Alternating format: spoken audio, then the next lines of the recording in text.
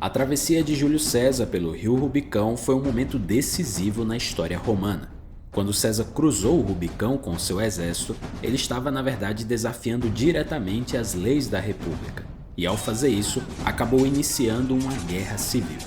E nesse vídeo, vamos ver mais sobre essa travessia e como a decisão de Júlio César levou a um conflito que mudaria de vez a história de Roma. Era janeiro do ano 49 a.C., e naquele momento a República Romana estava repleta de tensões políticas e militares. Júlio César, como general e político ambicioso que era, havia consolidado seu poder na Gália e acumulado grande influência e riqueza. Só que a sua crescente popularidade e poder eram vistos com desconfiança pelo Senado e por Pompeu, o seu antigo aliado e agora rival. O mandato de Júlio César como procônsul na Gália e na Ilíria já havia acabado. Por isso, o Senado ordenou que ele desmobilizasse seu exército e voltasse a Roma. Todo magistrado romano exercia o imperium, que era o poder de comando sobre as suas tropas. Eles podiam exercer esse poder fora da Itália, mas não podiam trazer suas tropas para dentro da Itália sem autorização do Senado.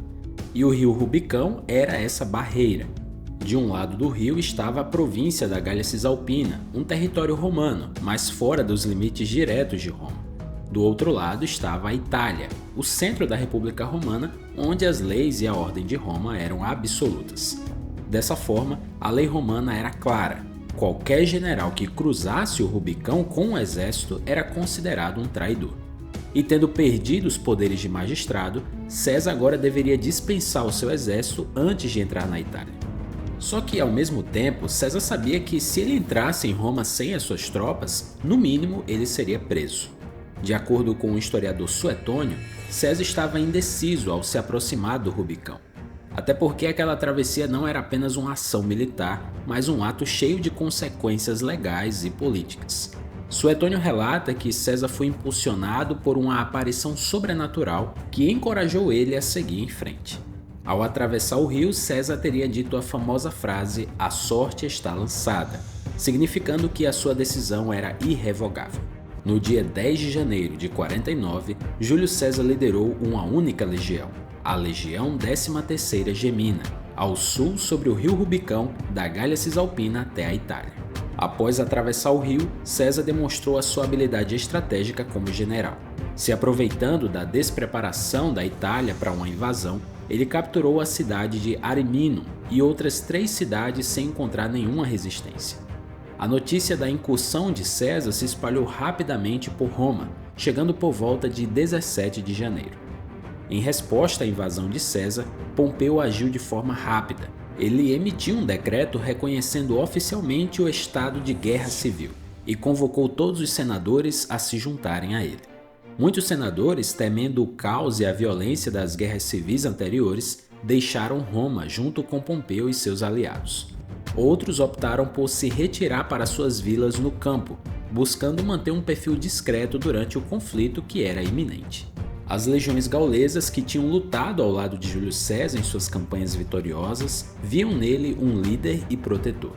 Eles sentiam que César merecia o apoio da República por tudo que ele havia realizado. Em contrapartida, outros soldados seguiram Pompeu e os cônsules, que representavam a República e a ordem estabelecida. César fez questão de se dirigir diretamente aos seus homens. Em seus discursos, ele destacava as injustiças que havia sofrido nas mãos dos seus inimigos políticos, especialmente Pompeu. César argumentava que Pompeu o havia traído e focava nas violações dos direitos dos tribunos, com vetos que haviam sido ignorados pelo Senado. E para reforçar o seu ponto, César exibiu os tribunos que haviam fugido da cidade, ainda disfarçados diante das suas tropas. Para a maioria dos romanos, tomar partido na guerra civil era uma decisão muito difícil. Inicialmente, apenas um pequeno número de pessoas estava comprometido com um lado ou outro. Por exemplo, Caio Cláudio Marcelo, que como cônsul em 50 a.C.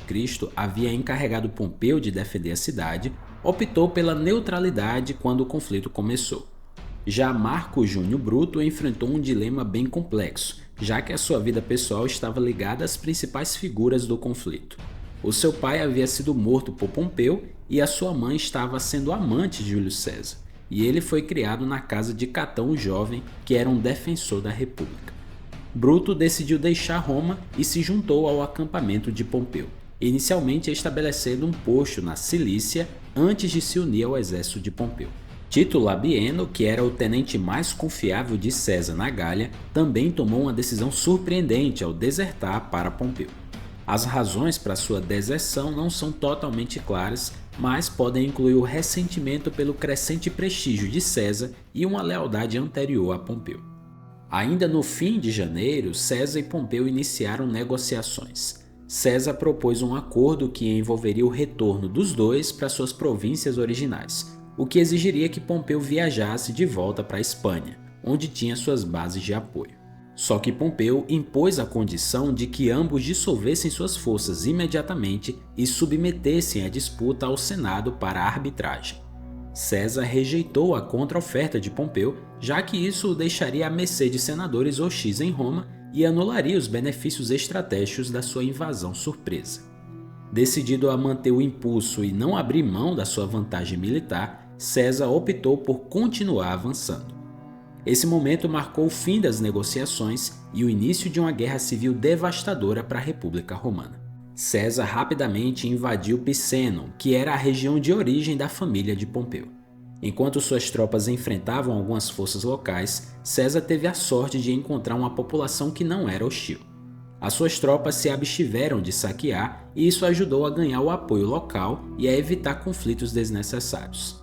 Em fevereiro de 49, César recebeu alguns reforços e capturou Asculum, uma cidade estratégica que a sua guarnição local havia desertado diante do avanço das forças de César. Essas vitórias iniciais consolidaram a sua posição na região e fortaleceram seu controle sobre o território. A maior resistência encontrada por César ocorreu em Corfínio, onde Lúcio Domício Enobarbo liderava as forças locais em nome do Senado. Enobarbo recentemente havia sido nomeado governador da Gália e recebeu instruções de Pompeu para recuar e se unir às forças principais em defesa da República. No entanto, as negociações falharam e César se preparou para um cerco. Enobarbo inicialmente havia afirmado que a ajuda de Pompeu estava a caminho, mas ele foi descoberto planejando a sua própria fuga. Diante disso, seus próprios soldados o prenderam e decidiram se render a César após um cerco de uma semana.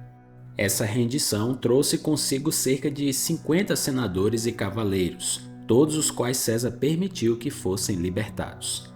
Após a rendição, os magistrados locais de Corfínio entregaram a César uma grande quantia de dinheiro destinada a pagar as tropas de Enobarbo.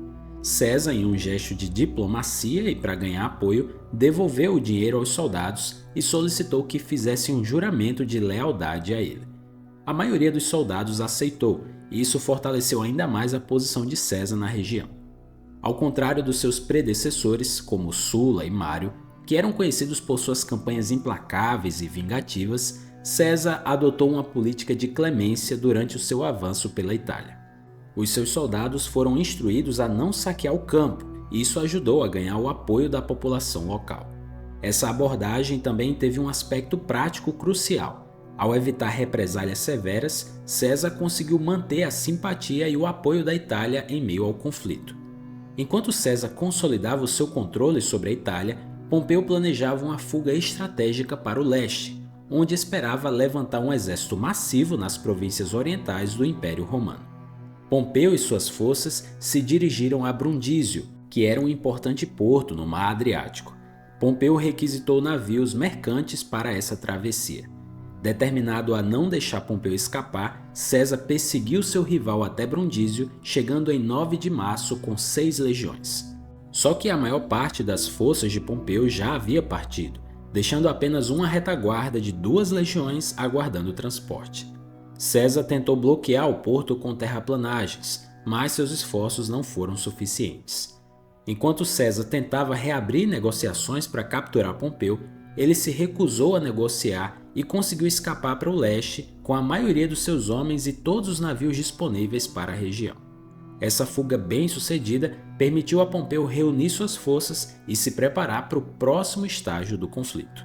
Só que esse conflito estava apenas iniciando, E nos próximos vídeos vamos ver mais sobre os confrontos entre esses dois generais romanos. Então, se você gostou do vídeo, não esqueça de deixar o seu like e também de se inscrever no nosso canal. A gente se vê no próximo vídeo.